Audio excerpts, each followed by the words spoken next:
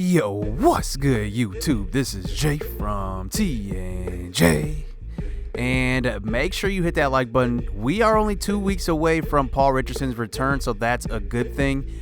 And we are going into our toughest matchup on the season, going versus the 11-2 Jaguars. So this is going to be a really crucial game for this playoff push. We have I believe 3 games left in the season, but let's just look at the AFC and NFC standings. So looking at the AFC, the Jaguars are the #1 seed at this moment. They have clinched, but they are fighting still for that #1 seed. They probably do want that because the Patriots are right there. You don't want to go to Foxborough in the playoffs. So looking at the NFC, the Packers are right now the #1 seed at 12-1. The Eagles are 11-2. They're on their way to pretty much having home field, at least for the first game, since they are in second right now. Then looking at this right here, I mean, we're fighting here. So the Rams and Falcons, they pretty much look like locks. I couldn't see a drop off there, and you never know, anything could happen. But the Seahawks and us, I mean, we're fighting right here at 9-4. We need to fight for some position here because we are going to want to get a little bit of a better matchup. We don't know if we would rather play the Falcons or the Rams, but either way, that's a whole lot of offense, no doubt. But I think the Falcons, they're kind of slumping a little bit. They lost 2 straight, so they might be the team to play. You never know. But I remember that offense. I mean, Matt Ryan, anything with him and that offense, Julio Jones, Devontae Freeman, Tevin Coleman, I mean, they have so many weapons. So after that big game from Josh Doctson, I just wanted to see how close he was to getting an upgrade, because he is normal development, so he is going to earn at a normal rate and not as big as maybe Geis or anybody like that. But he did get 1200 XP. I think that's the most he's gotten in a game, but I'm kind of disappointed. I wish he would have got more, and it's kind of hard because you don't know how much XP you need to get to the next level. You just see that green bar under the overall there. So I don't know how much he's going to progress. Hopefully after this season he moves up to quick development and maybe I can develop him a little quicker. I don't know, but right now he is a scheme fit, so he should be developing pretty nicely. So we'll see heading into this matchup, going up against the #1 defense. He's going to have his hands full, straight hands full. Jalen Ramsey is probably going to be on him because he's lined up on the right side of the field a lot. He might be guarding Jamison Crowder a little bit, but we'll see. So let's hop into this game. The #1 defense on the road. Let's get it. Let's go. So we have been waiting all year for this game, going up against the #1 ranked defense. And we already know we've already faced the top 3 defense in the Texans, and here we are back again versus a top flight defense. But look at Blake Bortles. Bruh. Look at these stats: 32 touchdowns, 10 interceptions. How is this even possible? This must be a video game, because I mean, he is like the clear front runner for MVP, I think, up to this point. Maybe Aaron Rodgers might have him. I think he's got 1 loss on the season for the Packers. But now let's head into this game as Blake Bortles does start out this game, giving the ball to Leonard Fournette a few times. And on a 2nd and 6, here he is from the shotgun. A nice throw that time to Marquise Lee. So now they are inside of field goal range on a 3rd and 2. And here is Leonard Fournette getting another carry to the outside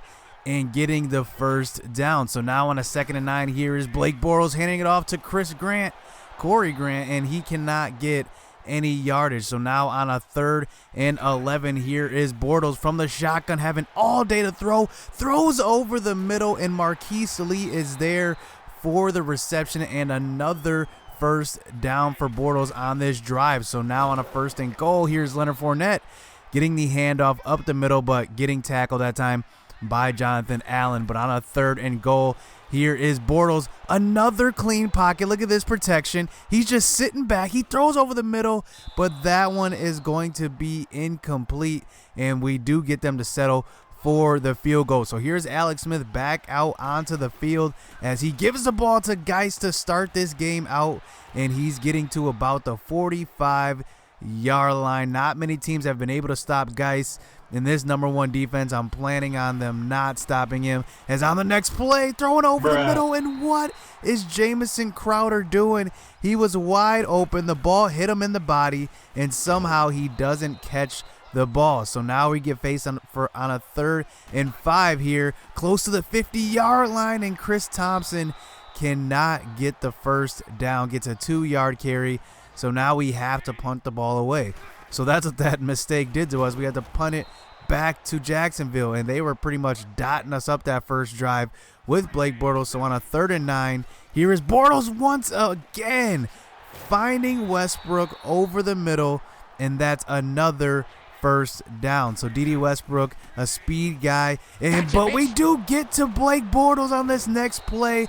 Play action fake, and Shane Ray comes in and lays the lumber on Bortles, and that ball goes flying as we take back over across the 50-yard line at the 40. And here we are giving the ball to Geis, and he is dragging a couple of defenders for a nice 13-14-yard gain. So now under center on a 1st and 10, finding Crowder across the middle, now inside the 20-yard line. So on a 2nd and 2, here we are handing it to Geis one more time, over pursuit that time by the safety Barry Church, and we do end up picking up the first down. So now on the 9-yard line here, Alex Smith throwing to the outside, had a touchdown on that one, but overthrew his receiver. So we do get faced with a 3rd and goal, and Calais Campbell, before we can even look down the field, is already in the backfield for the sack. So we do tie this game up at 3 as Blake Bortles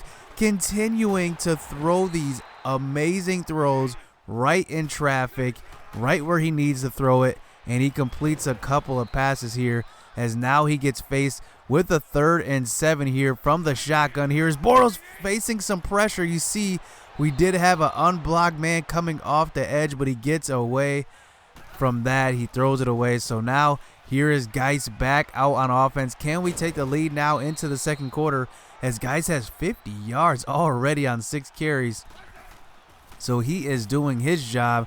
But on a 2nd and 8, here's Alex Smith waiting for somebody to get wide open to have some running lane, and I probably could have thrown it to one of those guys. One of those guys was open, but we do take the sack. But on a 3rd and 13, here's Alex Smith missing an open target, and we had to punt the ball right back to this Jacksonville offense. So Bortles has been rolling so far in this game, but look at this. Shane Ray gets his 2nd sack of the game. Where has this been all year? So now on a 2nd and 16, Bortles gets it right back, finding D.D. Westbrook, and that's going to be a first down. So now 9 minutes left in this half. Here's Bortles dropping back, and he throws over the middle, and who else? Westbrook is open for the reception. This is a different looking receiving core without Allen Robinson, without Allen Hurns. This looks totally different. And on the next play, Kerrigan gets to the quarterback. And look at Shane Ray. He falls on the ball. He had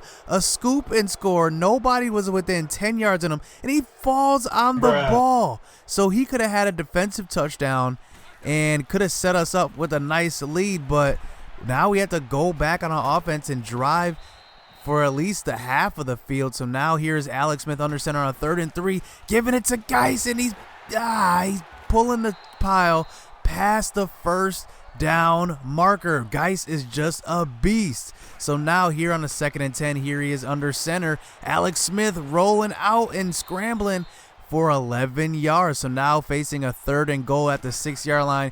Here's Alex Smith under center one more time. Throw into an open receiver once again, and Brian Quick cannot come up with it. Alex Smith with another inaccurate throw in the red zone.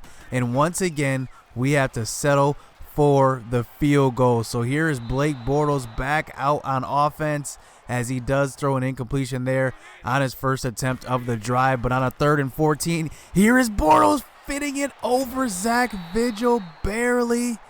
And that is going to be another first down for who else but D.D. Westbrook. But we do end up getting a sack with Ryan Kerrigan once again. And Shane Ray and Kerrigan are actually having the best game of this season versus this team.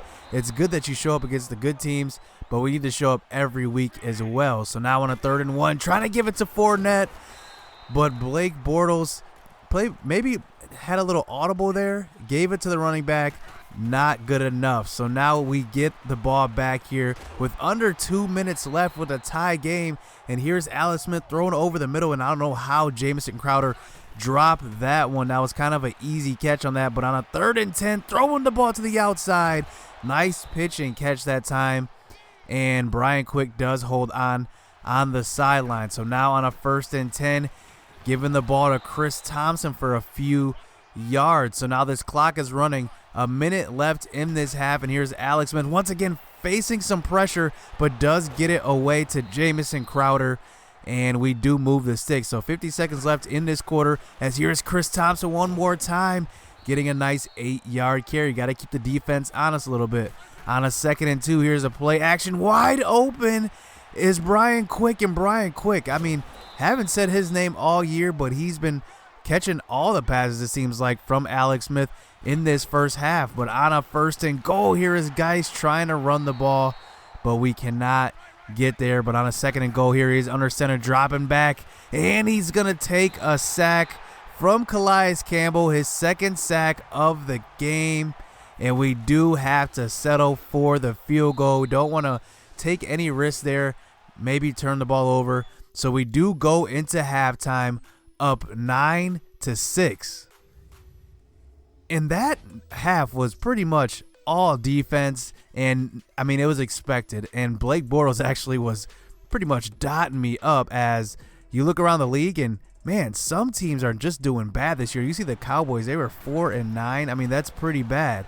So now here to start the second half, here's Alex Smith getting going on the play action, and Jamison Crowder this time does hold on to that pass, and he converts the first down. So now facing a 3rd and 11 here, close to the 50-yard line, sending a blitz as Jacksonville, but we're going to throw over the middle, and another catch by Brian Quick, filling in for Paul Richardson on the outside there. So now here on a 1st and 10, here's Alex Smith handing the ball off to Chris Thompson and picking up a nice carry on that one. So now on a 3rd and 7, here is Alex Smith in the pocket trying to find some running room, but he does get stopped that time by who else but Calais Campbell. He's been all over the field this game, and here we had to settle for another field goal. So now it's 12-6. So now here's Bortles, play action fake, throwing the ball deep, and Marquise Lee does burn Dunbar on that one and gets the nice reception past the 40-yard line. But here is Leonard Fournette getting a handoff as one man to beat, and luckily Monte Nicholson is there for the tackle, as now here's this running game trying to get going, but not with Corey Grant. He hasn't had anything doing in this game. So now on a 3rd and 8, throwing the ball across the middle, and look at Cole trying to fight for the first down, but we do get him stopped. So another field goal. It is 12-9, this defensive game, as this is just going to be a game of chess to the end. And here's Geis starting out this next drive with another carry up the middle. So he's got 66 yards rushing in this game. But here on a 2nd and 9, Alex Smith is getting sacked by Calais Campbell. And man, Calais Campbell is a monster, as he does force the strip sack, but we do recover. So now on a 3rd and 23, kind of a clean pocket, throws the ball deep, and Jordan Reed can't hold on to that one. And we are going to have to punt it back to Jacksonville. So hopefully this defense can keep it up. So here's Leonard Fournette on the next drive, getting the handoff and putting on a juke move, and he's getting up close to the 40-yard line on that carry, as Leonard Fournette finally has his longest run of the game. And here he's getting a handoff up the middle, only 42 yards. So now on a 3rd and 8, here is Bortles from the shotgun, finding an open Safarian Jenkins, and that's going to be a first down. So now they're at the 37-yard line on a 1st and 10. Play action fake to Leonard Fournette, and somehow Safarian Jenkins comes up with that catch, and we missed the interception on that one. I swear we had that one, but somehow it sneaks through. And on a 2nd and 10, Bortles lobs it over the top of the defense, and that is going to be a touchdown for Cole and this Jacksonville offense, as that is the first touchdown of the game. So now Jacksonville has a 16-12 lead heading into the fourth quarter, as now Jamison Crowder, or Chris Thompson, actually lined up in the slot, gets that catch. So now on to the fourth quarter. Here's Chris Thompson one more time, putting on a juke move on the defender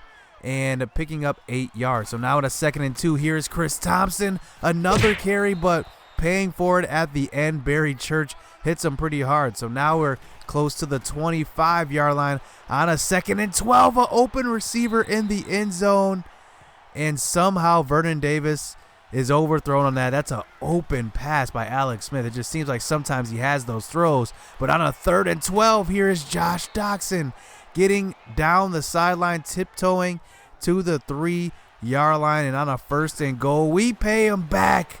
He didn't get in on that one. He gets in on this one, and Alex Smith doing his thing, and he converts on the short pass for the touchdown. So now it is 19-16. So now 10 minutes left in this fourth quarter. Here is Blake Bortles on the first play of the next possession, throwing the ball deep to Dede Westbrook, and Orlando Scandrick just gets burnt off the line. That is inexcusable, as we give up a touchdown. Look at this. I mean, he just straight up let him run right past him, and that's easy money for a quarterback and a receiver. So now here is Washington back out onto the field on the next play. And look at Telvin Smith coming up with the interception. And they sent a blitz, had a man coverage on the running back. But look at Chris Thompson. He calls for the ball. That's mainly why I threw it to him. And that results in an interception. So now on a 1st and 10 on the next possession, down by 11 just like that, finding a 1st down on that one. So now on a 2nd and 10, trying to throw across the middle, but that one is going to be stripped out of the hands of the receiver. So now on a 3rd and 10, here is Alex Smith, a clean pocket to the left, rolling out, gets a block, and he does pick up the 1st down. So nice run that time by the veteran. So now on a 1st and 10, here's Alex Smith, another clean pocket, throwing over the middle, and that is going to be a 1st down. So now 1st and 10 at the 32-yard line, throwing across the middle for Jamison Crowder, and that is going to be caught for the 1st down. So now here is Alex Smith throwing to the outside. Josh Doxson this time getting the 1st down. So now on a 3rd and goal, we do get it down to the 3-yard line, sitting in the pocket, trying to roll out, look for some running room, and we do get hit right before getting in. So it's a 4th and goal at the 1-yard line, and we have to go for it, and we pitch it to Geis, and Geis does get to the outside and gets in for the touchdown, as we are now trimming this lead down to just 4. We did go for the 2-point conversion, but we could not get it. So now we are back down by 5. So now here is Green Sr. on the kick return, but look at that.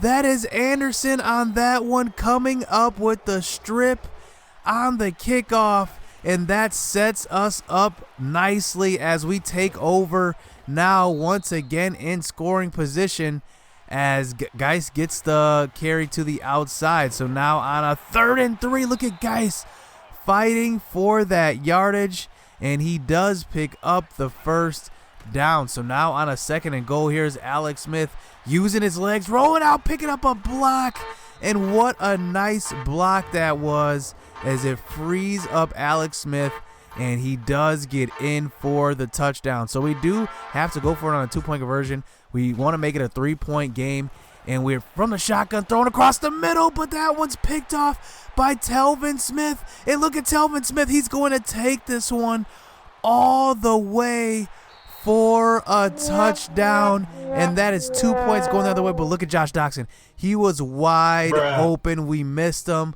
But for some reason, Alex Smith underthrew this ball. I actually threw that high, and look where he threw it. He threw it low, and for some reason, that is a pick 6. So now they have the 1-point lead, and we thought we were going to have to just stop them, come down the field, and, our defense would just have to stop them. But instead, now we pretty much had to play keep up. I mean, we had to stop them from getting the first down, not just points. As here's Bortles on the 3rd and 9. He's throwing across the middle, finding Marquise Lee. And wow, what a change of events. We had the 1-point lead. We could have stopped them from getting into field goal range, but instead we just need to save the clock. But unfortunately, they get the first down there and they run out the clock. Wow, what a way to lose a game. A 2-point conversion taken back for a touchdown. And wow, I mean, that is a tough loss because we were fighting for playoff position. We're not out, but I mean, it sucks because now we got to fight for this, and we had this game in our hands. And I mean, our defense had a okay game. I think it was a good sign that Shane Ray and Kerrigan finally got going. But I mean, I just got to admit, there was just that one mistake that lost us that game. And I mean, there's nothing really bad to say, but I mean, we do get Paul Richardson back next week. We'll see if the doctors do clear him. But Blake Bortles was just masterful. We just couldn't stop him. I mean, how is he this good on this game? I have no idea, but hit subscribe, hit that like button. Next week, it's going to be a must-win game since we lost this one, so you don't want to miss it. Stay tuned. Let's get it. Let's go.